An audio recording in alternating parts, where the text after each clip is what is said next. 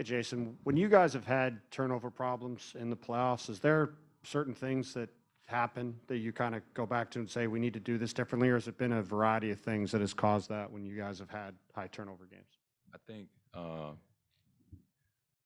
rim reads, right? Getting too deep in the paint and not seeing the kickouts and trying to kind of force the drop offs and things like that. And usually there's always somebody open.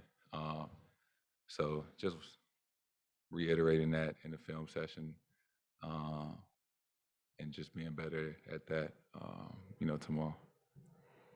Joe, go ahead.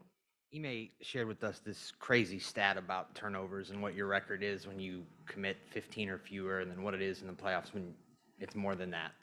Do you, as players, do you feel like turnovers are what is beating you? And then how do you balance going out there trying not to turn the ball over with playing as hard as you want to play? Yeah, I mean, turnovers are a big part of the game, especially when you see how many times we turned it over and how many points they scored off that. You just think if you could limit those turnovers, you could limit a lot of those points. Uh, and yeah, the stat about, I mean, basically, we don't turn the ball over. We give ourselves a better chance to win. That's not rocket science. So it's just a matter of doing that more often than not. Next question in the middle. Jason, I'm guessing this is kind of related to your first answer, but how do you guys create more quality looks around the basket? You guys really struggled to score on 2-pointers during that last game and really generate quality shots. How do you guys do that moving forward? They're a really good defensive team, so maybe turning down a good shot to get a great shot. It may not be the first, dribble drive that you get, maybe the second one or the third one, and just having the patience and knowing whatever's going on at the time to just try to get the best shot possible each possession. Question on the right. Okay.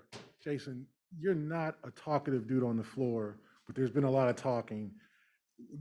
Can you be a talkative dude on the floor when guys are literally trying to get in your head and be physical with you? Do you say, hey man, don't do that again? Like, what is kind of your guidelines for behavior on the floor when it's obvious that, especially in game 2, that Draymond was trying to shake you guys? What is it? I don't know. I just go out there and play basketball, right? I guess, on the quieter side, but I do talk to people that I know, right? If I know you and we got like a relationship, a history, on the floor, I talk to you. I'm all about being competitive and all those things. And if you say something to me, I'm gonna respond. I'm not an instigator and things like that. I just go out there and play. At the end of the day, it's basketball, and you gotta understand what certain people are trying to do, take you off your game. But it's I love that part of it, and whether I show it or not, uh, I enjoy the competitive part, the nuances and things like that, that everybody may or may not see that go in between the lines. That's the fun part about it. Question on the left here. Hey, Jason, how is your evolution in the NBA, evolution of coming up, bouncing back from a loss or bouncing back from a bad game, how has that evolved over your NBA career? Um, I don't know. I mean, you have a bad day at work, the next day you want to have a better day at work. Um, I think everybody can understand that. You lose a game or don't play well, you want to come back and have a better game. Um, and I'm sure everybody can relate to that, whatever you work at. It's all the same. Question back right. Hey, Jason, switch gears a little bit. Obviously, there are a lot of fathers in this league, and we see their kids around them while they're at work. And clearly, we see Deuce around you a lot. And I was just wondering, besides you loving your son and love being a father, is it more intentional in the fact that maybe when Deuce gets older, you want him to see how involved you were while you're doing your job? Or do you want to set an example for fatherhood? Um, that's a great question. I think uh, when 2017, when I got drafted and I didn't have Deuce, but he was born in 2017. So that was that was like, the biggest year of my life, right? I'm, starting this new chapter in my career, and I just had a child. And my mindset was not to sacrifice either, that I was going to be the best father I could as well as the best basketball player. And there was no uh, guideline, or there was no, you know, exact way to do it. It was all about what was natural. Um, and I think that's what it is. I just do what's natural, and I'm around them every day, and uh, I think being able to go through this journey together, because I was 19 when I got drafted, and uh, it's kind of like we're growing up together.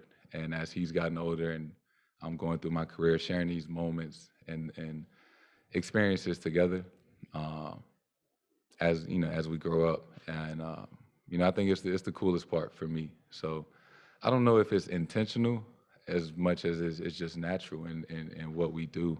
And I realize that I do have a platform and things like that. So if I am a role model for young fathers around the world, that's great. I think we need more role models like that, just to have more male fathers be present and things like that, and show that you can do both, regardless of wherever you work or whatever your profession is. Last question on the right. Hey, Jason, you're obviously very intentional about a lot of the things you want to do, including that and what you wanted to accomplish in the game. And I'm wondering, what has the finals experience and this whole run been like as a superstar player compared to what you expected and all that has come with it? Uh, it's been a lot. This is a dream come true. Playing in the finals. As a competitor, this is what you work for, right? You want to be the last team standing. You want to hold up that trophy. So I think to have a golden opportunity, right at your fingertips, just taking full advantage of it. You don't want to have any regrets.